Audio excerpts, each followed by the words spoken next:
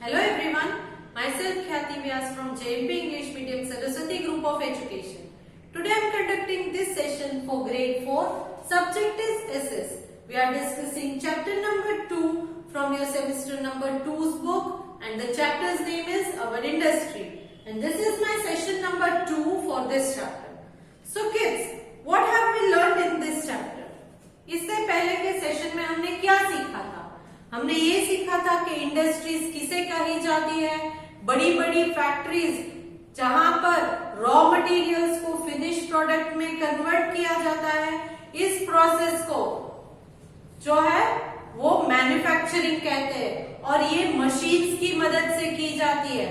Example भी मैंने आपको समझाया था कि कॉटन, रुई जो है वो ज्यादा यूज उसका नहीं होता है, मगर उसी कॉटन को अगर आप प्रोसेस करो, मैन्युफैक्चर करके उसमें से प्रोसेस करने के बाद कॉटन का अगर कपड़ा बन जाए तो उस कपड़े में से टी शर्ट, बेडशीट्स, आपके ड्रेसेस, ये सारी चीजें बन सकती है।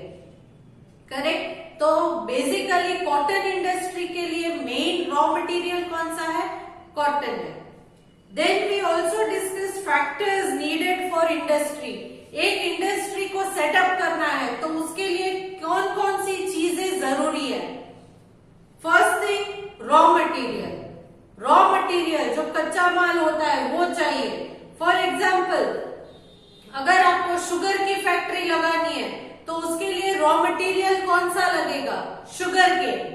शुगर केन की मदद से ही उससे प्रोसेस करने के बाद उसमें से शुगर या जैगरी बन सकता है, तो रॉ मटेरियल शुगर है। Then machine. अब क्योंकि ये बहुत बड़ा आउटलेट होता है, सिर्फ थोड़ा बहुत नहीं बनाना है, बहुत ज्यादा होते हैं फैक्ट्रीज में, इंडस्ट्रीज में, तो इसके लिए बड़े बड़े मशीन्स भी चाहिए। सिर्फ ह्यूमन बींग्स या मैन पावर से कुछ नहीं होता है। करेक्ट। आज के जमाने में तो हम घर पे कुछ थोड़ा बहुत चटनी भी बनानी हो तो मशीन, जैसे कि मिक्सर ग्राइंडर, ये एक मशीन है तो उसका यूज कर लेते हैं। कोई चटनी को कूटने के लिए बैठता है, बहुत कम लोग कूटने के लिए बैठते हैं, बाकी तो मिक्सर ग्राइंडर में डालते हैं सारा चीजें, सारे रॉ मटेरियल और चटनी बना देते हैं मशीन की मदद से। करेक्ट। जूस निकालना है तो फ्रूट को कट करते हैं और ब्लेंडर से जूस निकाल देते हैं। क्यों? क्योंकि मशीन से काम फटाफट भी होता है और एकदम जल्दी खत्म हो जाता है, ज्यादा मेहनत नहीं लगती है, मेहनत नहीं करनी पड़ती है, टाइम भी कम लगता है, मेहनत भी कम लगती है, इसलिए मशीन्स चाहिए। So first thing raw material चाहिए, सेकेंड थिंग मशीन्स चाहिए, एक इंडस्ट्री में मशीन्स होने चाहिए। Third thing power. इन मशीन्स को चलाने के लिए पावर चाहिए, क्योंकि मशीन अगर लाकर रख दिया तो काम खत्म नहीं हो जाता है। मशीन कैसे चलते हैं? इलेक्ट्रिसिटी से। ये इलेक्ट्रिसिटी जो है वो अलग अलग टाइप से हमें मिलती है, जैसे कि थर्मल पावर से। थर्मल पावर किस चीज से प्रोड्यूस होता है? Thermal power is produce from coal, gas and oil. ये कोल, गैस या ऑयल में से प्रोड्यूस होता है। इस टाइप के एनर्जी को थर्मल पावर कहते हैं। नेक्स्ट इज न्यूक्लियर और एटॉमिक पावर। न्यूक्लियर या एटॉमिक पावर है, ये एक दूसरे टाइप का पावर है जो न्यूक्लियर पावर प्लांट्स में इसे जनरेट किया जाता है, बनाया जाता है। न्यूक्लियर पावर प्लांट में न्यूक्लियर या एटॉमिक पावर्स को जनरेट किया जाता है। और एक है हाइड्रो इलेक्ट्रिक पावर, ये पानी से जनरेट किया जाता है। सो ये पावर है जिनसे वो मशीन्स चलेंगे जो आपने लगाए हैं। Next is labour. लेबर मतलब क्या? मैन पावर, जो वहां पर काम कर सके, ऐसे लोगों की जरूरत होती है। तो इंडस्ट्री को सेटअप करने के लिए रॉ मटेरियल चाहिए, फिर मशीन चाहिए जिनमें उन रॉ मटेरियल को प्रोसेस किया जा सके, फिर उन मशीन्स को चलाने के लिए पावर चाहिए, फिर वहां पर काम करने के लिए मैन पावर या लेबर चाहिए, फिर इन सारी चीजों को खरीदने के लिए मनी चाहिए, चाहे वो जमीन हो, चाहे रॉ मटेरियल हो, चाहे मशीन्स हो, चाहे इलेक्ट्रिसिटी हो, या फिर आपके वर्कर्स हो, उनको भी पे करना पड़ता है। So money which is the most important source and lastly transport. आखिर में मैंने समझा था वो था ट्रांसपोर्ट, क्योंकि रॉ मटेरियल को बाहर से लाना है तो भी ट्रांसपोर्टेशन का चार्ज लगेगा। ट्रांसपोर्ट चाहिए, ट्रांसपोर्ट अवेलेबल होना चाहिए, और आपने जो फिनिश्ड प्रोडक्ट आपकी इंडस्ट्री में बनाए हैं उसे बाहर भेजने के लिए भी ट्रांसपोर्टेशन अवेलेबल चाहिए। तो ये सारी चीजें जो है, these are the factors needed for an industry. एक इंडस्ट्री के लिए ये सारी बेसिक चीजें तो होनी ही चाहिए। In today's session, we will learn regarding different categories of industry. अब इस पोर्शन को हम दो अलग अलग पार्ट में पढ़ेंगे। एक depending on the raw material. अब वो इंडस्ट्री किस टाइप का रॉ मटेरियल यूज करती है, on the basis of that 3 types of industry are agro based industry, mineral based industry, forest based industry. Simple language में अगर मैं समझाऊं तो एग्रो बेस्ड इंडस्ट्री मतलब वहां जो रॉ मटेरियल यूज होता है वो एग्रीकल्चर से रिलेटेड है। मिनरल बेस्ड इंडस्ट्री में जो रॉ मटेरियल है वो मिनरल्स है, और फॉरेस्ट बेस्ड इंडस्ट्री में रॉ मटेरियल फॉरेस्ट से मिले जाते हैं, पाए जाते हैं, एक्सट्रैक्ट किए जाते हैं। तो agro based industry, mineral based industry, forest based industry, ये थे depending on the raw material. दूसरा जो कैटेगरी है वो है depending on the size. Industry की साइज कौन सी है उसके ऊपर बेस्ड भी 3 कैटेगरीज है इंडस्ट्री की। एक है cottage industry, small scale industry, large scale industry. जैसे कि आपको नाम से ही पता चल गया होगा, कॉटेज इंडस्ट्री मतलब बहुत छोटी, कभी कभी कोई अपने घर पर भी छोटा बड़ा काम कर लेता है तो वो cottage industry. Small scale industry मतलब कि कॉटेज से थोड़ी बड़ी है मगर इतनी भी बड़ी नहीं कि जहां हजारों मजदूर काम करते हो। And third category is large scale industry. Large scale industry बहुत बड़ी होती है, हजारों लेबर्स यहाँ पर काम करते हैं, बड़े बड़े मशीन्स लगे हुए थे, उनका प्रोडक्शन भी बहुत ज्यादा होता है। तो ये सारी चीजें हम डिटेल में आज के सेशन में पढ़ेंगे। So let us start today's session. Now different categories of industry. First one, industries that use agriculture product as raw material are known as agro based industries. जो एग्रीकल्चरल प्रोडक्ट्स को raw material की तरह use करते हैं, इस तरह के industries को एग्रो बेस्ड इंडस्ट्रीज कहा जाता है। For example the cotton textile industry. Example है कॉटन टेक्सटाइल इंडस्ट्री। ये कॉटन टेक्सटाइल, क्योंकि कॉटन रॉ मटेरियल है यहाँ का, कॉटन टेक्सटाइल, टेक्सटाइल मतलब कपड़ा। अब कॉटन के कपड़े की इंडस्ट्री अगर है तो वहां रॉ मटेरियल में कॉटन ही जाएगा। कॉटन मतलब रुई। ये रुई कॉटन कहां पर ग्रो होता है? फील्ड में, करेक्ट? तो उस फील्ड में कॉटन बॉल्स को ग्रो करते हैं, इसीलिए ये फील्ड का वर्क है, इसीलिए एग्रीकल्चर से कनेक्टेड है, तो इसे हम कहेंगे एग्रो बेस्ड इंडस्ट्री। अगर शुगर इंडस्ट्री है तो भी वो एग्रो बेस्ड इंडस्ट्री है, क्योंकि वो शुगर केन में से बनता है और शुगर केन जो है वो फील्ड में ग्रो किया जाता है, करेक्ट? उसकी खेती की जाती है, इसीलिए। तो ये सारे जो एग्रीकल्चर से रिलेटेड है, इस तरह की इंडस्ट्रीज को एग्रो बेस्ड इंडस्ट्री कहा जाता है। Next category, industries that use minerals as raw materials are known as mineral based industry.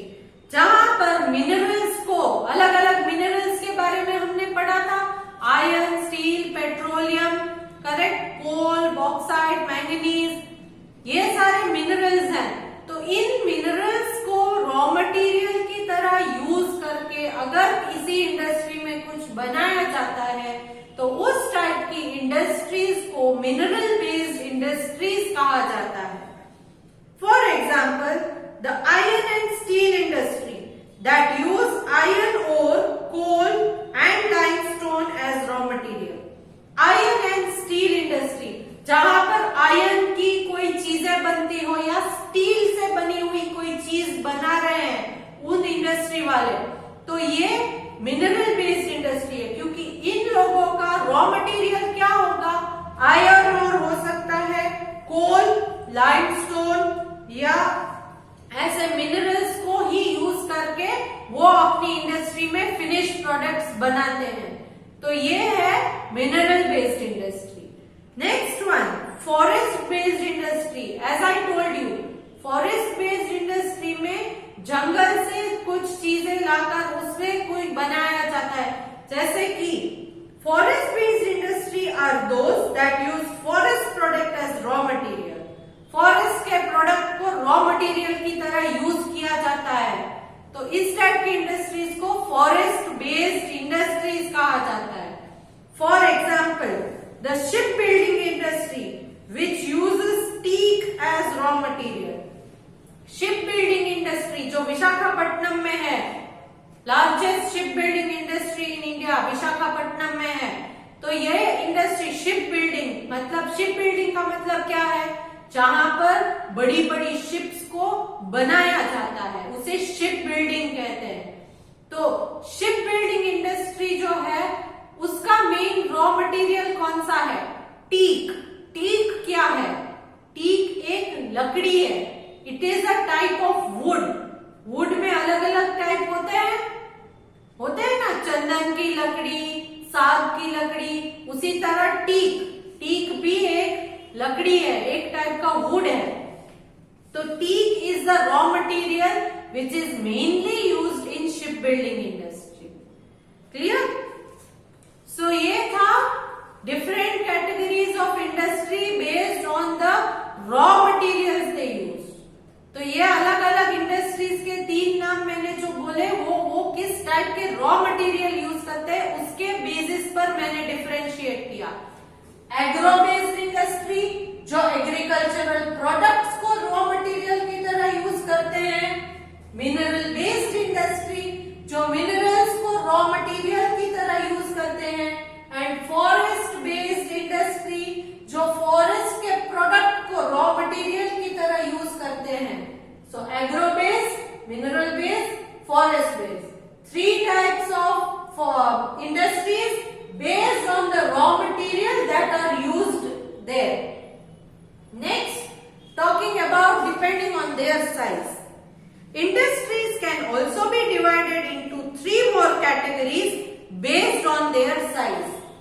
Cottage industry, small scale industry, large scale industry. सबसे पहले कॉटेज इंडस्ट्री। कॉटेज मतलब जो छोटे छोटे मकान होते हैं उनको कॉटेज कहा जाता है। तो नाम से ही पता चलता है कि ये बहुत स्मॉल स्केल होती है। These industries are very small, बहुत छोटी होती है। They are set up by people in their own homes and require very few workers. ये जो है कॉटेज इंडस्ट्री वो लोग अपने घर पर ही ज्यादातर चलाते हैं और इसमें मैन पावर भी ज्यादा नहीं लगता है, सिर्फ फ्यू वर्कर्स ही होते हैं, कुछ घर के लोग ही काम करके बनाते हैं। Machines are not required and only simple tools are used. In cottage industries में बड़े मशीन्स की जरूरत नहीं होती है और कुछ छोटे मोटे टूल्स की जरूरत होती है जिनसे ये बन जाते हैं। Example of product manufactured in cottage industry are handicraft items such as shawl, silk sari, basket, handmade toys and so on. तो ये कॉटेज इंडस्ट्री में कौन कौन सी आएगी, शॉल बनाने का, वो ऊन को लेकर शॉल बनाते रहते हैं। ये है सिल्क की साड़ी, जिनके पास छोटा सा वीविंग मशीन घर पर है तो वो सिल्क की साड़ी घर पर वीव कर लेते हैं। देन हैंडीक्राफ्ट आइटम, फिर बास्केट, लीव्स में से बास्केट बनाने का काम आपकी टेक्स्ट बुक में फोटो दिया गया है। तो ये सारा घर पर ही बन जाता है। एंड सो ऑन, कुम्हार का कोई घर है, आपने देखा होगा, कुम्हार मतलब क्या, वो मिट्टी के बर्तन बनाता है ना, वो कुम्हार। अब कुम्हार का घर है तो उसमें क्या बड़ी इंडस्ट्री होती है, नहीं, वो घर पर ही वो अपना पॉटर्स व्हील चला के उस पे मिट्टी डाल के पॉट बनाता रहता है। तो ये सारे जो चीजें होती है जिसमें ज्यादा वर्कर्स नहीं है, बड़े बड़े मशीन्स नहीं लगे होते हैं, तो और 2-3 लोग या ऐसे थोड़े बहुत लोग मिलकर बना देते हैं, इस तरह की इंडस्ट्रीज को कॉटेज इंडस्ट्री कहा जाता है। क्या कहा जाता है? Cottage industry. Next is small scale industry. एक और है, वो है cottage industry, small scale industry. As the name says, small scale का मतलब क्या है? जो कॉटेज से बड़ी है बट बहुत बड़ी नहीं है, लार्ज स्केल से छोटी होती है। These are small industry which use small machine and employ more people than cottage industry. ये ऐसी इंडस्ट्रीज है जिनमें छोटे छोटे मशीन्स लगाए जाते हैं, बहुत बड़े बड़े मशीन्स नहीं, छोटे मशीन्स को इंस्टॉल किया जाता है। एंड कॉटेज इंडस्ट्री में जितने वर्कर्स हैं उनसे ज्यादा वर्कर्स इसमें काम करते हैं। अगर कॉटेज इंडस्ट्री में 5 to 6 पीपल काम करते हैं तो इन इंडस्ट्री में करीबन 20, 25, 50 लोग जितने काम करते हैं। Correct? So man power is also required in more. These industries make products such as electrical and plastic goods, furniture, utensils and handloom. अब इन स्मॉल स्केल इंडस्ट्री में कौन कौन सी चीजें बनती है? Electrical and plastic goods. Electrical goods में छोटे बहुत इलेक्ट्रिक के खिलौने, या प्लास्टिक गुड्स मतलब प्लास्टिक से बनी हुई कोई चीज है, बॉल है, बलून्स है, ऐसे प्लास्टिक की बनी चीजें, स्केल है, तो ये सारी प्लास्टिक की चीजें यहाँ पर बनती है। देन फर्नीचर, छोटे कारखानों में फर्नीचर बनता रहता है, तो इनमें ज्यादा मजदूर नहीं होते हैं, हजारों मजदूर नहीं होते, नॉर्मली 25-30 मजदूर होते हैं, वर्कर्स होते हैं, और ये फैक्ट्री चलती रहती है। यूटेंसिल्स यानी के बर्तन, घर पर मम्मा खाना पकाती है ना, तो ये सारे बर्तन उसमें बनते हैं। एंड हैंडलूम, हैंडलूम मतलब का हाथ से बनाते हैं कपड़े को, इसे कहते हैं हैंडलूम। लूम का एक मशीन होता है, उसमें धागों को पिरो के फिर उसे हैंड से चलाते हैं, उस मशीन को हैंड से चलाते हैं, इसीलिए उसे हैंडलूम कहते हैं। आप जो कॉटन के टॉवेल यूज करते हो, करेक्ट, टर्किश टॉवेल मोटे वाले नहीं, और एक होता है, मम्मा को बताना, बोलना, वो आपको दिखाएगी, वो हैंडलूम के टॉवेल्स होते हैं। करेक्ट? तो ये सारी चीजें स्मॉल स्केल इंडस्ट्री में। Next is large scale industry, और एक है वो है large scale industry. These are very big industries. Large scale industry का मतलब है बहुत बड़ी बड़ी industries. Thousands of people work here and large machines are used to produce goods in huge quantities. तो यहाँ पर हजारों मजदूर काम करते हैं, बहुत बड़े बड़े मशीन्स को इंस्टॉल किया जाता है, और जो फिनिश प्रोडक्ट्स बनते हैं वो भी बहुत सारे एक साथ बन जाते हैं। फॉर एग्जाम्पल, अगर बास्केट, कॉटेज इंडस्ट्री अगर हम ले, कॉटेज इंडस्ट्री में पॉट्स अगर बनाते हैं तो एक दिन में 5 से 10 पॉट बन के रेडी होंगे। एक दिन में 5 से 10 पॉट फॉर एग्जाम्पल ले लेते हैं। उसी पॉट को अगर स्मॉल स्केल इंडस्ट्री में थोड़े छोटे मोटे मशीन लगाकर बनाने की कोशिश की जाए तो वहां पर दिन के कुछ 150 या 200 पॉट बनेंगे मिट्टी के। फिर उन्हीं पॉट्स को लार्ज स्केल इंडस्ट्री में अगर बनाते हैं, जहां बहुत बड़े बड़े मशीन और बहुत ज्यादा मशीन, जहां पर मशीन ही कुछ 40-50 तो मशीन लगे हैं, तो उनमें अगर बनाने के लिए अगर हम स्टार्ट करें लार्ज स्केल इंडस्ट्री में पॉट्स बनाना, तो एक दिन में 10,000, 20,000 पॉट बन जाएंगे। तो इसी तरह, क्योंकि ये क्वांटिटी में भी ज्यादा बनकर खड़े होते हैं, ज्यादा क्वांटिटी में रेडी हो जाता है एक ही दिन में। क्यों? क्योंकि मशीन ज्यादा है, मैन पावर ज्यादा है, that is why they are called large scale industry. इसीलिए इन इंडस्ट्रीज को लार्ज स्केल इंडस्ट्रीज कहा जाता है। Cotton, iron and steel, automobiles, ship building and locomotives are example of large scale industry. Cotton के कपड़े, एक साथ बहुत सारे कपड़े मशीन्स में बनने लगते हैं, तो इसीलिए cotton. Iron and steel industry में जो है वो बहुत बड़ी इंडस्ट्रीज होती है। देन मतलब आपके ये कार बाइक सारे व्हीकल्स जो बनते हैं ये भी बहुत बड़ी बड़ी इंडस्ट्रीज है, इसीलिए automobile industry is a large scale industry. Then ship building, ships आपने देखी होंगी, टाइटैनिक ये कितनी बड़ी शिप थी कि इसमें बहुत सारे लोग बैठे थे, करेक्ट। तो इतनी बड़ी अगर शिप बनानी है तो उसके लिए मैन्युफैक्चरिंग मैन पावर सारा कितना लार्ज स्केल चाहिए, तो ये भी शिप बिल्डिंग भी एक लार्ज स्केल इंडस्ट्री है। एंड लोकोमोटिव्स, ये सारे लार्ज स्केल इंडस्ट्रीज हैं। तो आज का सेशन हम यहीं पर खत्म करते हैं, जिसमें हमने अलग अलग इंडस्ट्रीज को based on raw material and based on size के बारे में सीखा। Based on raw material agro based, जहां पर एग्रीकल्चर से रिलेटेड रॉ मटेरियल यूज होता है। मिनरल बेस्ड, जहां पर मिनरल से जुड़ी चीजों को यूज किया जाता है as a raw material. And forest based, forest से बनी चीजों को रॉ मटेरियल की तरह यूज किया जाता है। यहाँ पर फर्नीचर इंडस्ट्री के बारे में आपने पढ़ा। फर्नीचर इंडस्ट्री ये एक स्मॉल स्केल इंडस्ट्री है, करेक्ट। फर्नीचर इंडस्ट्री एक स्मॉल स्केल इंडस्ट्री है, और स्मॉल स्केल इंडस्ट्री किस तरह, based on the size. But अगर based on the raw material आप देखें तो रॉ मटेरियल के बेसिस पर वो एक फॉरेस्ट बेस्ड इंडस्ट्री है, क्योंकि फर्नीचर बनाने के लिए हम लकड़ी का यूज करते हैं। तो furniture industry forest based industry है और स्मॉल स्केल इंडस्ट्री भी है, करेक्ट।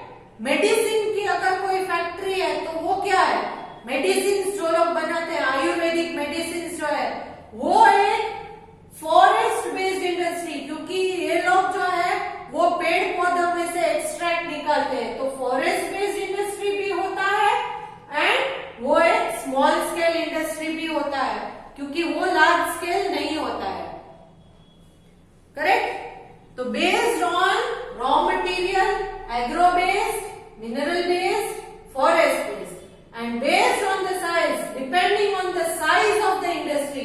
कॉटेज इंडस्ट्री जो घर पर ही होती है, उसमें मशीन्स नहीं होते हैं, सिर्फ छोटे बहुत टूल्स होते हैं, छोटे बड़े टूल्स को यूज करके बनाते हैं। फिर यहाँ पर मैन पावर भी ज्यादा नहीं होता है। Then small scale industry which is bigger than cottage industry, few people, few workers are also working there।